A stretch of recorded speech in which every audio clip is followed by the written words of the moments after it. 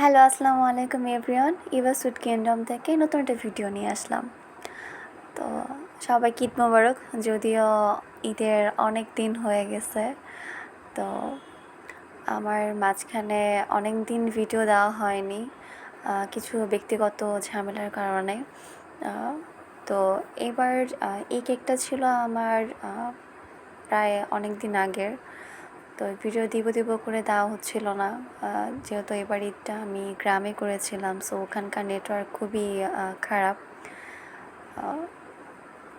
তো এই কেকটা ছিল একটা ব্ল্যাক ফরেস্ট কেক।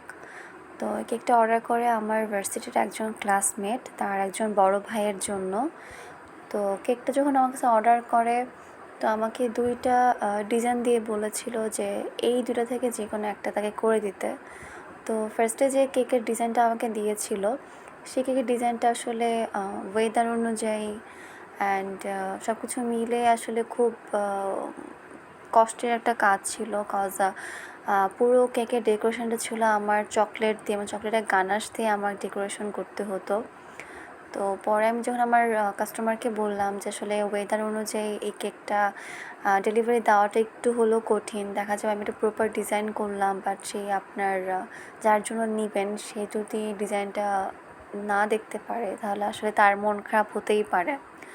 সো পরে হলো গিয়ে পরে এই ডিজাইনটা আমাকে সে দেয়। দেন আমি দেখলাম যে আসলে হালকার ভিতরে খুব ভালো একটা ডিজাইন, যেখানে আমার আসলে কাজ করতে গেলে খুব বেশি একটা সমস্যা হবে না, যেহেতু বাইরে অনেক বেশি ওয়েদার গরম থাকে। অ্যান্ড যখন আমি ডেলিভারি দিতে চাই তখন সাথে সাথে আসলে বাসা খুঁজে পাওয়া বা তার লোকেশন খুঁজে পাওয়াটা খুব একটা ইজি হয় না। তো অনেক বেশি টাইম হয়ে গেলে তখন দেখা যায় যে চকলেটের কোনো কাজ থাকলে সেটা আস্তে আস্তে গলতে শুরু করে। তো সেই কাজ থেকে আমি আসলে একটা সিম্পল ডিজাইনটা তার থেকে পাই। তো এটা ছিল আজকে ব্ল্যাক ফরেস্ট কেকের একটা লুক।